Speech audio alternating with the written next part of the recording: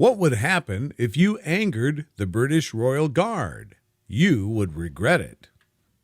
We all recognize the fur hat, the red coat, the stiff pose, and the serious face. People often consider the Queen's Guard to be true icons of Great Britain. However, most of us are unaware of the little details surrounding these soldiers' routines. Even though they're known mostly for their ceremonial duties, the soldiers on the Queen's Guard are all part of the British Army. Normally, they're highly trained infantry troops, often with previous combat experience. Having its own guard of selected soldiers is a practice the monarchy has held since the reign of King Henry VII during the 15th century. The ceremonial tradition, however, came a little later, around 1689. Maybe one of the main reasons the Queen's Guard are always so serious is because they hope this will keep any troublemakers away and they won't have to use their guns, because they're all empty. The guards are there to do a job. They're guarding the life of the British head of state, trying to be alert and prepared as well as smart and decorative. They have to do this in baking heat and freezing cold, in blazing sun and pouring rain.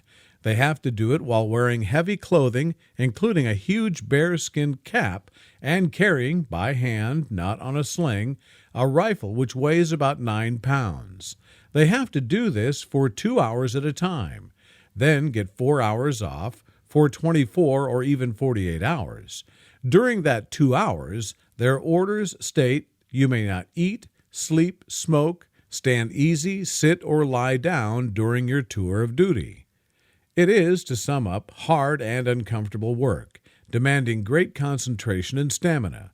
The last thing they need is some idiot tourist making it even harder and potentially distracting them from an actual threat.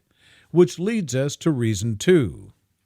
They are there to deal with threats. They are armed. There may or may not be ammunition in those rifles, but you can bet your bottom dollar that there are magazines of 5.56 millimeter NATO just seconds away. They are, in any case, fixed bayonets, the last 9 inches of British diplomacy at all times. They may be more polished than is normal in the field, but they are every bit as sharp as those that guardsmen would carry, and probably has done to war. If you misjudge your padding about, trying to make a guard laugh or obstructing his or her path, you will be interfering with a military maneuver by a soldier of a frontline infantry regiment, on duty in the heart of the nation's capital, at a time of heightened terrorism alert, within shouting distance of the Queen herself. You can imagine how serious the consequences can get. The Metropolitan Police, by the way, are also watching, not to protect the guards from the tourists, but the other way around.